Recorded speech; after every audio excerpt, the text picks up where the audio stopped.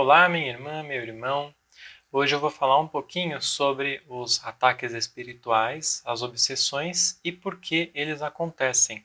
Vou tentar ser sucinto, tá? Não falar muito em questão teórica, né? Abordar muito texto, mas falar do que eu já aprendi na doutrina espírita e do que eu vejo acontecer muitas vezes até comigo mesmo. Primeira coisa muito importante que nós precisamos compreender é que nós compreender e aceitar é que nós precisamos parar de nos colocarmos em condição de vítima, né? Esses irmãos espirituais, né, em espírito ou mesmo encarnados que se acercam de nós e que às vezes nos trazem alguns problemas, alguns desafios, às vezes com a sua presença vão nos levando a um certo rumo que não deveria ser o mais correto. Eles assim o fazem por conta da nossa própria dificuldade, dos nossos próprios erros, das nossas próprias vulnerabilidades. Vamos falar primeiramente sobre os casos mais simples, que são simplesmente os casos de influenciação, por assim dizer.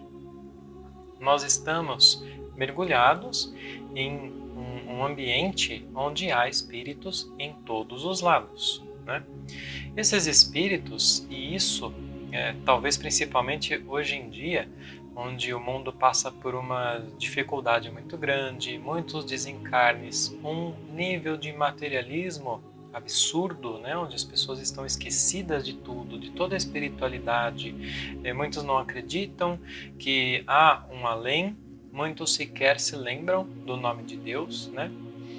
Então, esses espíritos chegam do outro lado desnorteados, irritados, revoltados por terem deixado a matéria, não querem se desapegar, né?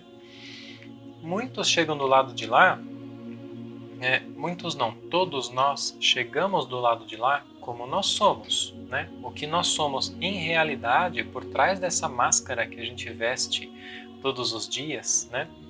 Nós chegamos do lado de lá como nós somos, no momento da nossa morte. Então, se eu não me corrigir na vida, eu vou chegar do lado de lá com os mesmos erros, com os mesmos problemas, talvez até ampliados, né, por conta da facilidade de locomoção, de criação de formas de pensamento, enfim. Né? Tudo isso gera um ambiente bastante perturbado. Nós sabemos que nós temos grandes hordas de espíritos que estão, como eu disse, né, desnorteados, revoltados, e outros que lutam ostensivamente contra o bem, porque ainda não compreenderam que as engrenagens divinas vão continuar progredindo, vão continuar funcionando, e o progresso vai acontecer de uma forma ou de outra, e o bem virá de uma forma ou de outra, né? Quando nós, então, aqui encarnados, né, nos colocamos nessas posições em que eu também me vejo, às vezes, né, de deixar o pensamento fluir para lugares menos bons, de querer que o mundo gire ao nosso redor, de julgar as outras pessoas, enfim, os diversos pensamentos inquietantes, isso gera formas de pensamento, isso atrai através do pensamento esses irmãos que se afinam conosco, né? E eles podem se afinar simplesmente por uma afinidade fluídica, né? Pelo sofrimento que eles passam e assim nos transmitir alguma coisa, quanto eles podem se afinar pela vontade de praticar um certo mal, por assim dizer.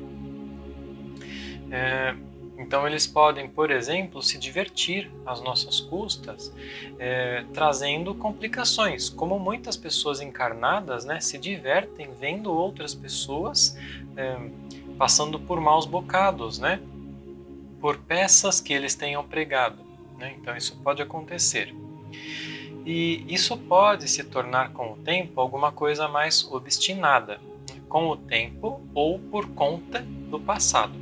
Então assim, digamos que eu esteja querendo seguir o bom caminho, né? Eu passei uma vida de desregramentos. Com isso, eu consegui uma série de companheiros não muito ligados ao bem. Mas agora eu descobri o Espiritismo e eu quero seguir o bom caminho, eu vejo que é importante, eu quero fazer as minhas preces. Isso pode gerar um primeiro sentimento de revés, né? Eles não querem que nós sigamos o bom caminho porque nós fazíamos companhia para eles. E eles vão então passar a trabalhar para que nós nos desliguemos desse bom caminho. Dependendo da obstinação disso, isso pode ser muito simples, muito leve, ou pode também gerar uma obsessão, uma subjugação, por assim dizer, né? Bom, esse é mais ou menos um dos lados que requer a nossa vigilância o tempo todo, por conta dos casos mais simples para os casos mais difíceis. E aí nós temos as obsessões também que são causadas por conta do que a gente faz nesta e que fez nas outras vidas, né? Então nós temos irmãos que, por exemplo, a gente pode ter feito um mal muito grande na outra vida, direto ou indiretamente, e que ele tenha adquirido uma raiva contra nós, né? E essa raiva faz eles nos perseguirem, né? E aqui nós temos duas coisas muito importantes a ponderar. A primeira é que eu não posso me colocar na condição de vítima e desejar que ele seja expulso, agir com raiva, me entregar também para ele. Eu não posso nunca fazer isso, né? Preciso tomar o meu cuidado, mas assim, o melhor caminho é sempre agir pelo bem. Se eu me coloco na posição de vítima, agindo com raiva contra esse irmão, primeiro que eu estou me colocando na mesma influência dele, né? Na mesma faixa de vibração, e segundo que eu estou adotando a posição de que eu sou a vítima, quando muito provavelmente eu não sou, né? Eu provavelmente fiz alguma coisa de errado. Esses casos de obsessão são muito singulares, é preciso se tomar muito cuidado, porque não há muitas vezes a vítima e o agressor de uma forma muito definida. Isso pode se estender por diversas vidas, né? Imagine, por exemplo, que eu tendo um obsessor nesta vida, ele me subjuga a vida inteira, eu me desespero, eu me revolte, eu tenha raiva, né, de tudo isso, e eu chegue a adoecer, mesmo que eu não perceba que é uma obsessão, algo espiritual, né? Mas eu adoeça e morra, eu desencarne, né? Aí eu chego do outro lado e vejo que foi ele que fez isso. Aí eu adoto a posição de raiva, porque eu não sei perdoar. E aí, digamos que ele seja conduzido à reencarnação, à matéria. Ele agora está numa posição mais vulnerável, por assim dizer. E eu passo a subjugá-lo, a obsediá-lo. E eu quero que ele morra por tudo que ele me fez. E agindo assim, pode ser que amanhã seja ele que morra, que veja que eu estava obsediando e que aí troque-se os lugares, né? Então, assim, é uma condição em que realmente requer trabalho pessoal,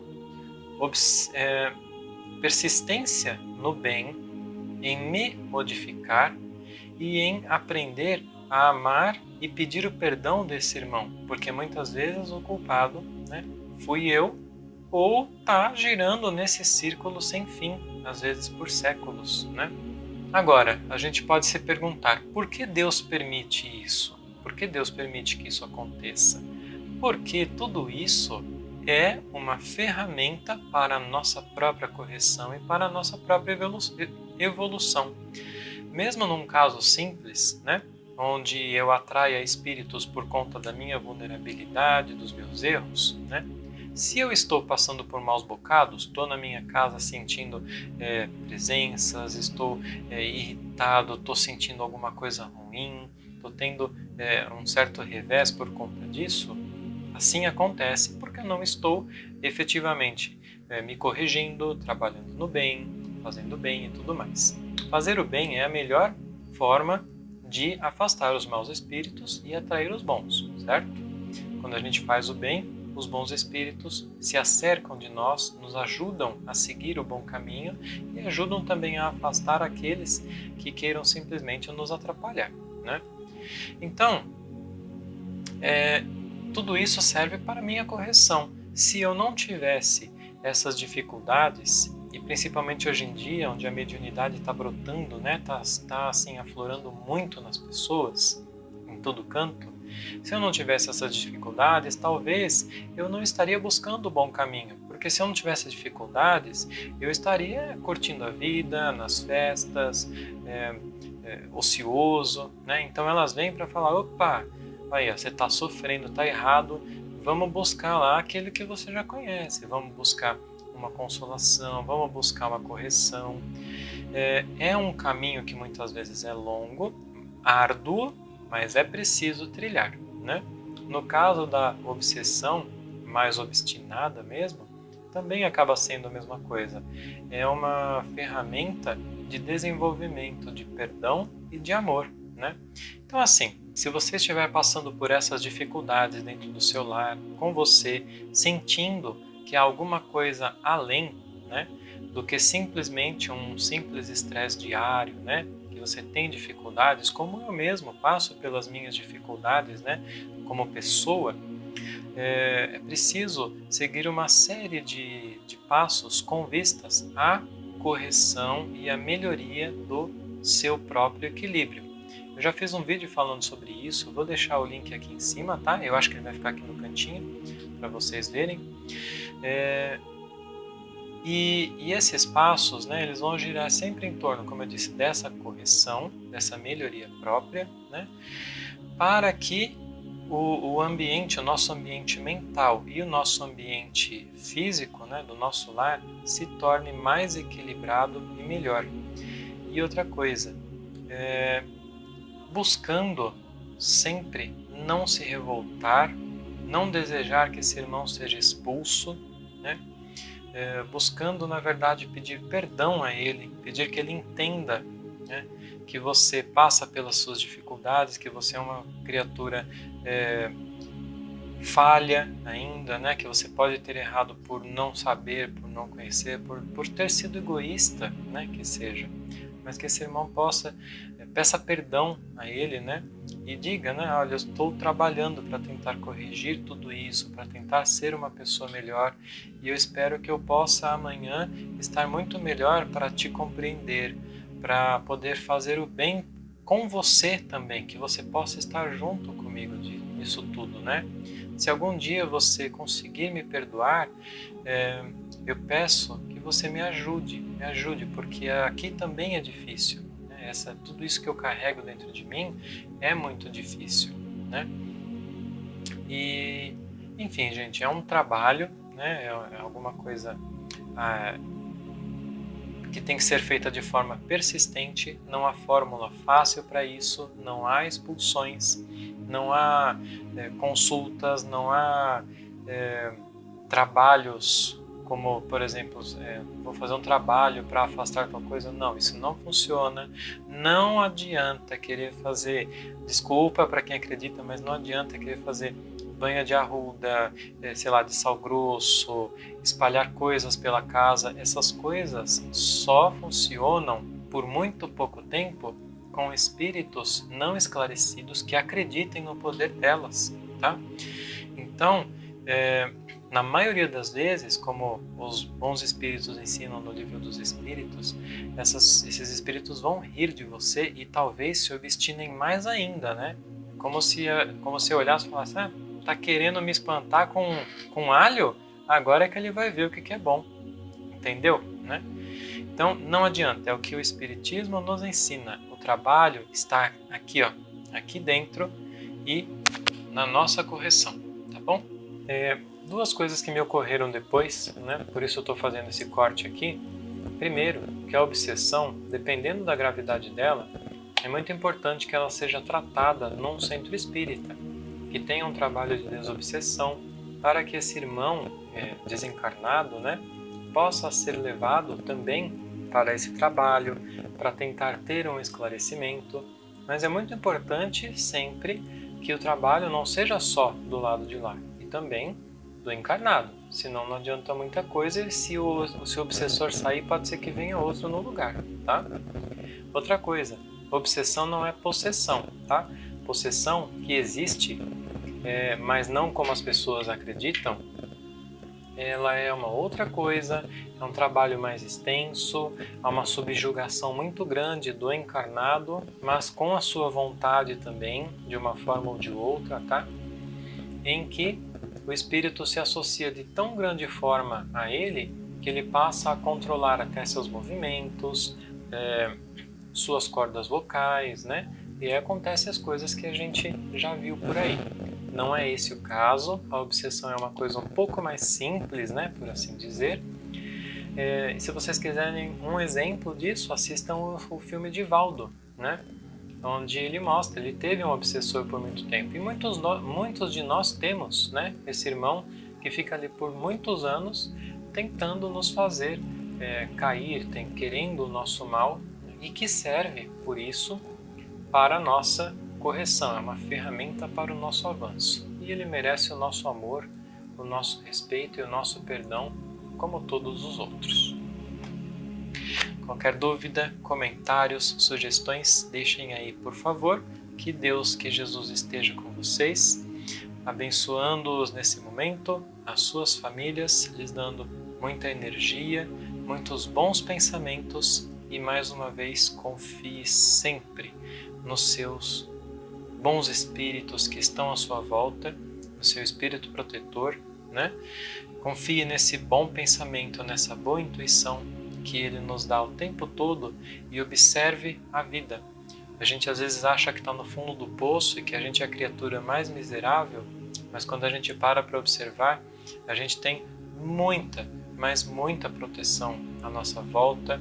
Nós somos livrados de muitas coisas, temos muitos ótimos recursos que nos permitem estar aqui, agora, conversando, aprendendo e desenvolvendo cada vez mais esses bons pensamentos. Um abraço para você e até a próxima!